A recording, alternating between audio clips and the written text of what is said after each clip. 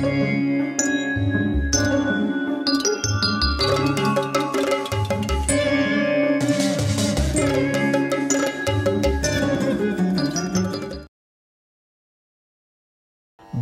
కేవలం బాహుబలంతోనే జరాసంధుణ్ణి వధించాడని విన్నప్పుడే నేను విజయం మీద ఆశ వదులుకున్నానయ్యా. పాండవులు దిగ్విజయ యాత్ర చేసి రాజులను వశం చేసుకున్నప్పుడు ధర్మరాజు రాజసూయాగం చేశాడని విన్నప్పుడే నాకు విజయం మీద ఆశపోయిందయ్యా. ఏకవస్త్రి ఉన్న ద్రౌపదిని సభలోకి లాక్కొని వచ్చినప్పుడు దుశ్శాసనుడు ఆమె వస్త్రాలను లాగలేకపోయాడని విన్నప్పుడు, ధర్మరాజు శకుని చేతిలో ఓడిపోయాడని విన్నప్పుడే నాకు విజయం మీద ఆశపోయింది. పాండవులు వివిధ చేష్టలు చేస్తూ అన్నగారి మీద గౌరవంతో అడవులకు వెళ్ళినప్పుడు వేల కొద్దీ బ్రాహ్మణులు ధర్మరాజునే అనుసరిస్తున్నారని విన్నప్పుడే నాకు విజయ్ ఆశ పోయింది. అంటే ముందుగానే పోయినట్టు చెప్తేస్తున్నాడు అంతా కూడా. జస్ట్గా వస్తున్నది అంత కథ. ఇది కథ కాదు, ఇక ప్రారంభంలో చూసిస్తారే అట్లా. ఇది అర్జునుడు శివుణ్ణి సంతోషపెట్టి పాశుపతాస్త్రాన్ని పొందినప్పుడు ప్రాచీన మహర్షులను పాండవులు ఉపాసించారని తెలిసినప్పుడే నాకు విజయం మీద ఆశపోయింది. అంటే ముందుగానే తెలుసుకున్నాడు మహానుభావుడు. అర్జునుడు స్వర్గానికి వెళ్ళి ఇంద్రుడి నుండి దివ్యాస్త్రాలను పొందినప్పుడు, దేవతలు కూడా లొంగని కాలకేయులను అర్జునుడు వధించినప్పుడు, పౌలోమలను కూడా సంహరించినప్పుడే నాకు విజయం మీద ఆశపోయింది. పౌలోమనుడిని సంహరించినప్పుడు, ఇంద్రలోకం నుండి అర్జునుడు తిరిగి వచ్చాడని అర్జునుడు విన్నప్పుడు, తీర్థయాత్రలు చేస్తున్న ధర్మరాజు వద్దకు లోమ శమ మహర్షి వచ్చి అర్జునుడి దివ్యాస్త్రాలను సంపాదించాడని అప్పుడే చెప్పాడు నాకు విజయం మీద ఆశపోయింది. భీమసేనుడు మొదలైన పాండవులు మనుష్యులకు ప్రవేశించరాని ప్రదేశానికి వెళ్ళి కుబేరుని కలిసి వచ్చారని విన్నప్పుడే నాకు, వాడి పుత్రులు ఏమీ చేయలేదే, ఇంత పెద్ద కథలు కాలేదే, వాడి పుత్రులు ఎప్పుడు తప్పదాగటం, విద్య నేర్చుకున్నారు అంతే. ఆ విద్యను ప్రదర్శించటం, ఏదో చిన్న చిన్న రాజుల్ని ఏదో మేకలు గొర్రెలు అన్నలాగా చిన్నది కొట్టుకుంటారే, కోళ్ళు అట్లా చిన్న చిన్న ఈగలు దోమలు అది కొట్టుకోవటం, వాళ్ళ దాని మీద ఉండటం, వాళ్ళ రాజ్యాన్ని తీసుకోవటం, దోమల రాజ్యం, నల్లుల రాజ్యం, పందుల రాజ్యం, ఇట్లా. ఇది ఒక్కటే కలగలేదు. ఇటువంటిది పాండవులకు కలిగినటువంటిది ఎక్కడా మనం ఈ ప్రారంభంలో చెప్పుకోలేదే. వాళ్ళు అట్లా క్రూరులోనిగా చెప్పుకొని వచ్చారు, కానీ తండ్రి మాత్రం ఇట్లా చెప్పుకొని వస్తున్నారు. చూడండి, కుబేరుణ్ణి కలిసి వచ్చారని నేను విన్నప్పుడే నాకు విజయం మీద ఆశపోయిందయ్యా. కర్ణుడి ప్రోత్సాహంతో ఘోషయాత్రకు వెళ్ళిన నా పుత్రులను గంధర్వులు బంధించారని విన్నప్పుడు, అర్జునుడు నా పుత్రులను విడిపించాడని విన్నప్పుడే నాకు విజయం మీద ఆశపోయింది. ఇవన్నీ వినేటప్పుడు అవన్నీ తెలుసుకోవాలనిపిస్తుందా మీకు? ఇంతగా డీటెయిల్స్గా ఉండేటప్పుడు మనకు మహాభారతం వినాలనిపించదా? చెప్పండి, మీరే చెప్పండి, నేను చెప్పను. ఎంత అద్భుతం! యక్షుడి రూపంలో యమధర్మరాజు ధర్మరాజును కొన్ని ప్రశ్నలు అడిగాడని, వాటికి ధర్మరాజు చక్కని సమాధానం చెప్పాడని విన్నప్పుడు, విరాట నగరంలో ద్రౌపదితో కలిసి పాండవులు మారువేషాల్లో నివసిస్తున్నప్పుడు నా వాళ్ళు తెలుసుకోలేకపోయారని విన్నప్పుడే నాకు విజయం మీద ఆశపోయింది. ఆ డీటెయిల్స్ మీకు తెలియద్దా? చాలామంది ఇంతటితోనే తృప్తి పడతారా అనుకున్నారా? పడరు. అది ఇంకా కావాలా అనిపించడానికి చేశారు ఇదంతా. మహానుభావుడు, అబ్బో నాకు కావాలనిపిస్తుంది కదా. ఇప్పుడు ఏదైనా జ్యూస్ ఇచ్చేసి వంట సంగతి వివరణ చేస్తుంటే ఎప్పుడవుతుందా అంటూ ఉంటాం.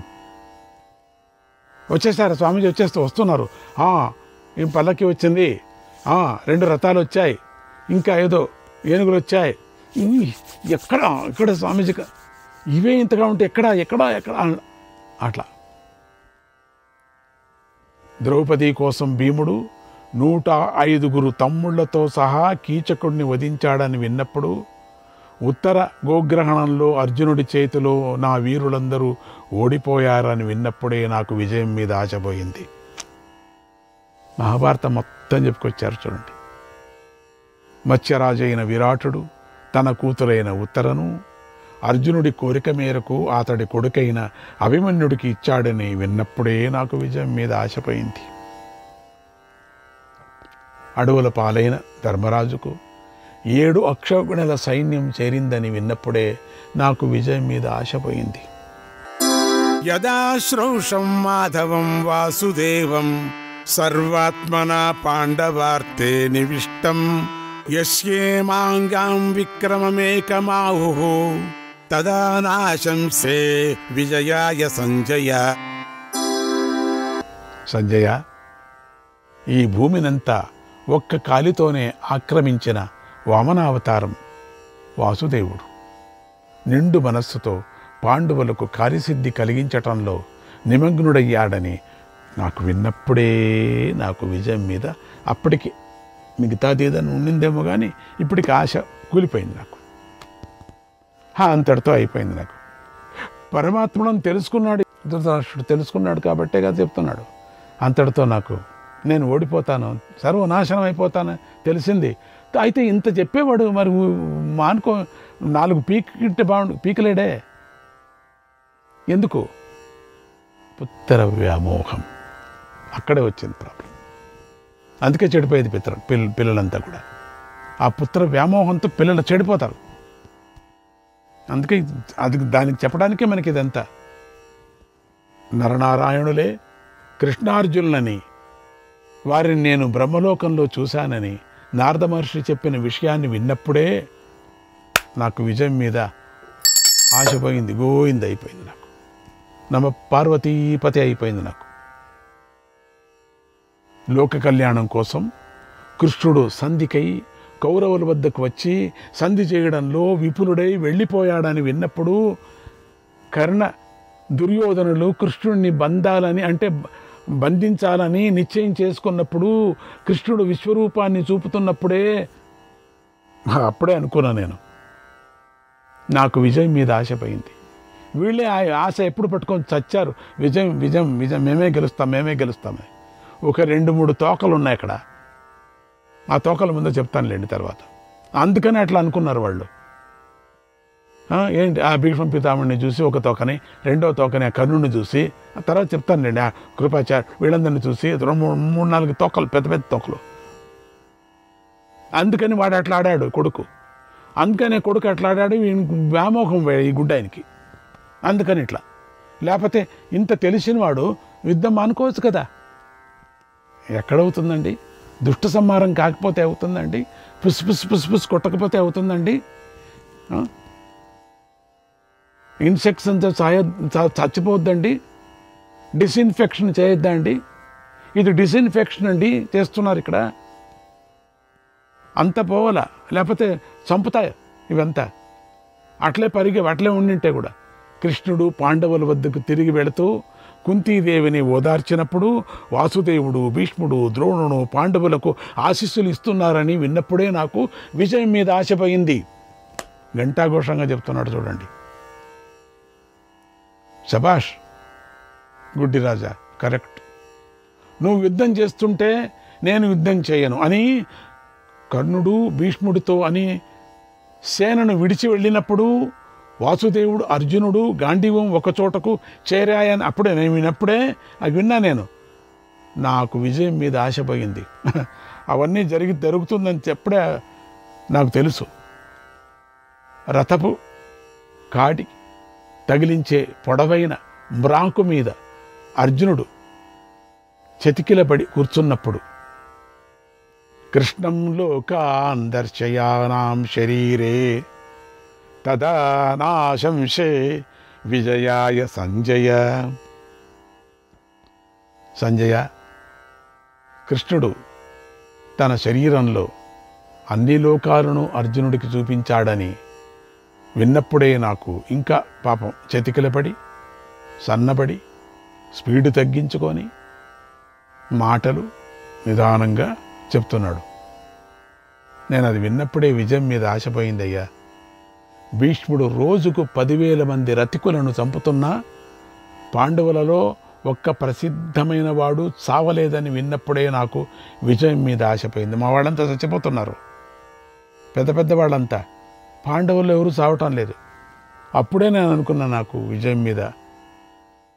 యుద్ధంలో ధర్మాత్ముడైన భీష్ముడే తన మరణ రహస్యాన్ని పాండవులకు చెప్పాడని, ఆ ప్రకారంగా అర్జునుడు శిఖండిని ఎదురుగా ఉంచుకొని భీష్ముడిని చంపాడని, భీష్ముడు అంపశయ్యంపై పడుకున్నాడని విన్నప్పుడే నాకు విజయం మీద ఆశపోయింది. అన్నీ అయిపోయిన తర్వాత మాట్లాడుకుంటున్నారు వీళ్ళు అంతే.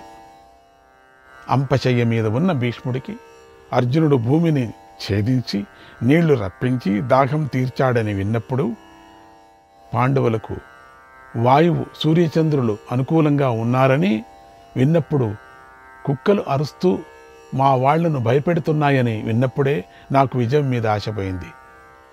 నీళ్లు కావాలన్నప్పుడు విచిత్రంగా అర్జునుడు భూమి నుంచి చెప్పించాడు గంగను. మా పిచ్చోడు ఏం చేశాడు తెలుసా? వాడు నాకు కొడుకు రత్నములతో సంబంధించినటువంటి బంగారు పాత్రలతో నీళ్లు తెప్పించడానికి పంపించాడు. వచ్చే లోపల గూగి కొట్టుకొని పోడు, అక్కడి నుంచి రావద్దు, నీళ్లు తీసుకురావద్దు. అర్జునుడు అక్కడక్కడే వేసేశాడు. కొళాయిలో నీళ్లు రావద్దు, ట్యాంకులో నీళ్లు కావద్దు, కట్టలో నీళ్లు లేవు, కొళాయిలో నీళ్లు లేవు, నీళ్ళకి అభావం. బంగారు బిందుల్లో తెప్పించాడట. బంగారు బిందులు తాగేంతున్నాడు పాపం, శివనారాయణ గోవింద గొటకాయ స్వహ కృష్ణ గోవింద అంటున్నాడు ఆయన, ఆ ముసలాయన. నీళ్లు చిన్న నీళ్లు ఒక బొట్టు నీళ్లు కావాలంటున్నాడు, ఒక తొట్టు నీళ్లు కావాలంటున్నాడు. బంగారు నీళ్లు, బంగారు పాత్రలతో నీళ్లు తెప్పించాడట 100 మందితో. 100 నీళ్ళు ఇప్పుడు తాగుతూ కూర్చుంటాడు ఆయన ముసలాయన. అంత చూస్తాడా? అప్పుడే నేను అనుకున్నానయ్యా మా వాడు చేసిన తప్పు. ఆ అర్జునుడు తెప్పించింది నీళ్లు అప్పుడే నాకు అనిపించిందయ్యా, నాకు ఖండితం. మా వాళ్ళకి అనిపించిందట, కుక్కలు అరుస్తూ మా వాళ్లను భయపెడుతున్నాయని. కుక్కలు అరుస్తున్నాయట నీళ్లు తెచ్చేటప్పుడు, కుక్కలు ఎంటపడ్డాయట, పెద్ద పెద్ద కుక్కలు. ఏం చక్రవర్తి కుక్కలు ఎంటపడ్డాయా? అదేం పిచ్చి కుక్కలు ఏమిటో. అప్పుడు నాకు అనిపించిందయ్యా, నాకు విజయం మీద ఆశపై మా వాళ్ళు ఏదో అంతా పరిగెత్తిపోతున్నట్ట కుక్కలు ఎంటపడినప్పుడు. చిత్రంగా యుద్ధం చేయగల ద్రోణుడు పాండవులను చంపటం లేదని విన్నప్పుడు, మా శంపాసక్తులను అర్జునుడొక్కడే సంహరించాడని విన్నప్పుడే నాకు విజయం మీద ఆశపోయిందయ్యా. అప్పుడే అయిపోయింది నా కథ. ద్రోణుడు రక్షిస్తున్న పద్మవ్యూహంలో అభిమన్యుడు చేరాడని విన్నప్పుడు, మా వీరులు అర్జునుడి చంపలేక బాలుడైన అభిమన్యుడిని చంపి సంతోషించినప్పుడే నాకు విజయం మీద ఆశపోయింది. ఒక్కొక్క ఘట్టం చెప్పుకొని వస్తున్నాడు, అన్నీ కలవరింపులాగా. అప్పుడే ఒక్కొక్క ఘట్టంలో కూడా తెలుసుకొని వచ్చిందని చెప్తున్నాడు ఈయన. సంతోషిస్తున్న కౌరవుల గురించి, సైంధవుడి గురించి, అర్జునుడు చేసిన ప్రతిజ్ఞను విన్నప్పుడు, సైంధవుడిని చంపి అర్జునుడు తన ప్రతిజ్ఞను నిలబెట్టుకున్నాడని విన్నప్పుడే నాకు విజయం మీద ఆశపోయింది. యుద్ధంలో అలసిపోయిన గుర్రాలకు కృష్ణుడు నీళ్లు త్రాగించాలని అన్నప్పుడు అర్జునుడు చెరువును సృష్టించి గుర్రాలు నీళ్లు త్రాగేలాగా చేశాడు. తర్వాత కృష్ణుడు వాటిని రథానికి కట్టి బయలుదేరడాన్ని విన్నప్పుడే నాకు విజయం మీద ఆశపోయింది. కృష్ణుని గుర్రాలకి నీళ్లు తాగించాడు. అప్పుడే అనుకున్నా, మావాడు పైపులు పెట్టించాలనుకున్నాడట. గుర్రాలు రథాన్ని లాగకపోయినప్పుడు అర్జునుడు రథపు గాడి వద్దనే ఉండి అక్కడే ఉండి యోధులందరినీ నివారించాడని విన్నప్పుడే నాకు విజయం మీద ఆశపోయింది. ఏం బాగా బతుకున్నాడని చెప్పేసి. సైంధవుణ్ణి వధించే రోజున ధర్మరాజు సాత్యకిని అర్జునుడికి సహాయం చేయమని పంపించాడు. అప్పుడు ద్రోణుడి ఏనుగుల గుంపు సాత్యకికి అడ్డుపడింది. సాత్యకి వాటిని సంహరించి కృష్ణార్జునుల వద్దకు చేరాడు. ఆ వార్త విన్నప్పుడే నాకు విజయం మీద ఆశపోయింది. అంతటితో విరమించుకుంటే బాగుండు, తెరవేసుంటే. కాలేదు, ఏం చేస్తాం. కర్ణుడు భీముణ్ణి చంపకుండా వింటికొప్పుతో వాటిని పొడిచిపెట్టాడని తెలిసినప్పుడే నాకు విజయం మీద ఆశపోయింది. ద్రోణుడు, కృతవర్మ, కృపుడు, కర్ణుడు అశ్వత్థామ శల్యుడు చంపబడే సైంధవుణ్ణి రక్షించలేకపోయారని విన్నప్పుడే నాకు విజయం మీద ఆశ పోయింది. ఇంద్రుడు కర్ణుడికి దివ్యశక్తినిచ్చాడు. దానిని కర్ణుడు ఘటోత్కచుడిపై ప్రయోగించేలాగా, ఆ ఘటోత్కచుడిపై ప్రయోగించేలాగా కృష్ణుడు చేశాడని. కర్ణుడు ఎక్కడ చేస్తాడు? తలకాయ. కృష్ణుడు చేశాడా విన్నప్పుడే నాకు విజయం మీద ఆశ పోయింది. కర్ణుడి కథ చెప్తాను తర్వాత. దృష్టద్యుమ్నుడు ధర్మాన్ని అతిక్రమించి రథపు కాడిపై ప్రాయోపవేశం చేసినట్టు ద్రోణుని శిరస్సును నరికాడని విన్నప్పుడు, అశ్వత్థామతో నకులుడు మండల యుద్ధం చేశాడని విన్నప్పుడే నాకు విజయం మీద ఆశపోయింది. అశ్వత్థామ పాండవులపై నారాయణాస్త్రాన్ని ప్రయోగించినా పాండవులు మరణించలేదనే విన్నప్పుడు, భీముడు దుశ్శాసనుడి రక్తం త్రాగినప్పుడు కర్ణుడిని అర్జునుడు చంపాడని విన్నప్పుడు నాకు విజయం మీద ఆశపోయింది. ధర్మరాజా అంటే ఎవరు చంపారండి? ఆ కర్ణుడిని చంపింది ఎవరు చంపారండి? జ్ఞాపకం పెట్టుకోండి. కర్ణుడిని అర్జునుడు చంపాడని తెలుసుకున్నాడు, వార్త వస్తుంది కదా, చంపాడని విన్నప్పుడు నాకు విజయం మీద అప్పుడప్పుడు ఆశ పోయింది ఆయనకి. ధర్మరాజు అశ్వత్థామను కృతవర్మను జయించాడని విన్నప్పుడు, శల్యుడు ధర్మరాజు చేతిలో మరణించాడని విన్నప్పుడు, శకుని సహదేవుడి చేతిలో చనిపోయాడని తెలిసినప్పుడే నాకు విజయం మీద ఆశపోయింది. దుర్యోధనుడు మడుగులోకి ప్రవేశించి దాక్కున్నాడని తెలిసినప్పుడు, పాండవులు కృష్ణుడి సహాయం తీసుకొని నా పుత్రుణ్ణి రెచ్చగొట్టారని విన్నప్పుడు, వాసుదేవుడి తెలివి వల్ల నా పుత్రుడు భీముడి చేతిలో అధర్మంగా చనిపోయాడని విన్నప్పుడే, ఇక్కడ చూడండి అక్కడ పెట్టాడు ఒకటి, చనిపోయినే నాకు విజయం మీద ఆశపోయింది. మళ్ళీ చెప్తాను దాని కథ, ఎందుకు ఈ మాట అన్నాడు. అశ్వత్థామ ఉప పాండవులను పాంచాలులను చంపాడని, పాంచాలు ఉన్నారు 5, అది చాలా అద్భుతంగా వస్తుంది ముందు కథ. చంపాడని విన్నప్పుడు అశ్వత్థామ ఇషికాస్త్రాన్ని విడవగా అది ఉత్తర గర్భాన్ని మాత్రమే ఛేదించినదని విన్నప్పుడే నాకు విజయం మీద ఆశపోయింది. భాగవతంలో విన్నాం మనం.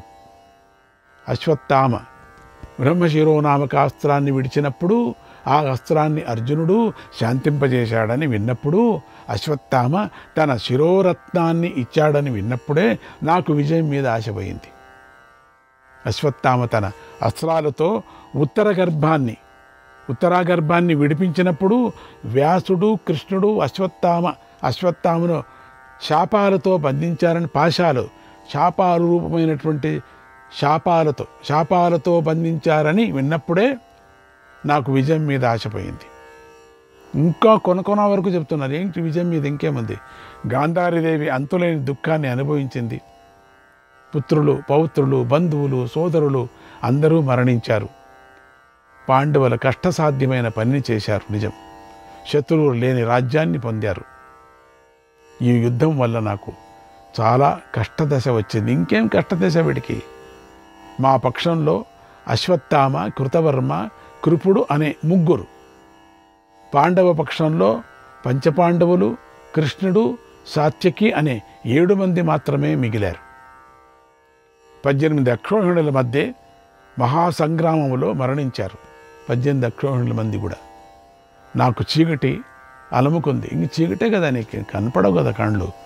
మోహం నన్ను ఆవేశిస్తుంది. మళ్ళీ నాకు స్పృహ పోతుంది, నా మనస్సు కలత చెందుతుంది అని ధృతరాష్ట్రుడు దుఃఖిస్తూ మూర్చిపోయాడు. మూర్చిపోతే ఎంత, పట్టుకుంటే ఎంత? సంజయుడు సేవలు చేసి సేద తీర్చాడు. సంజయుడు ఎప్పుడు దగ్గర ఉంటాడు కదా. అప్పుడు ధృతరాష్ట్రుడు తెలివి తెచ్చుకొని, ఇక నేను జీవించాలనుకోవటం లేదయ్యా, జీవించి ఉండటం వల్ల నాకు కించెత్తు ఫలం కూడా కనిపించటం లేదు అని విపరీతంగా బాధపడ్డాడు. మళ్ళీ మూర్చిపోయాడు. పోకేమి, మొత్తమే పోతాడు, ఇంక మూర్చ ఏమిటి? అప్పుడు సంజయుడు ఇలా మంచి మాటలు చెప్పాడు. మహారాజా, చక్రవర్తి కదా, మహారాజు కదా, నారద మహర్షి, వ్యాస మహర్షి చెబుతున్నప్పుడు నువ్వు ఎంతోమంది రాజర్షుల గురించి విని ఉంటావు కదా. వారు మంచి గుణాలు కలవారై ధర్మంగా భూమిని జయించి యజ్ఞాలు చేసి కీర్తిని పొంది అందరూ కాలధర్మం చెందారు.